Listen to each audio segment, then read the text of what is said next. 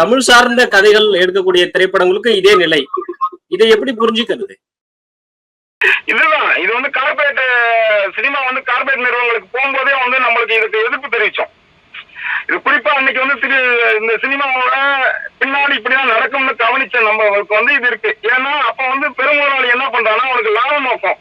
அப்புறம் ஒரு அரசியலோ ஒரு மண்ணோட பிரச்சனையோ மக்களோ அவங்க வாழ்க்கை சார்ந்ததோ அவனுக்கு ஒரு படம் வரக்கூடாது.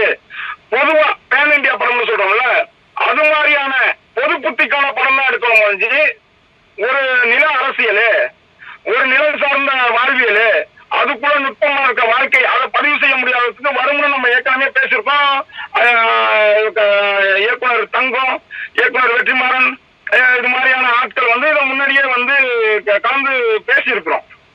ஆனா இன்னைக்கு அது மாதிரிதான் வந்து நிற்குது. அப்புறம் இந்த திரையரங்குகளும் இந்த திரைப்பட அமைப்புகள் இருக்கு பாருங்க, அதுல தலைமை ஏற்கிறவர்களும் இல்லைன்னா அதுல பங்கு பெறுகிறவர்களும் இந்த நிலத்தின் சொந்த நிலத்தார இல்லாம இருக்கிறதும் இதுல ஒரு மைய காரணமா இருக்கு.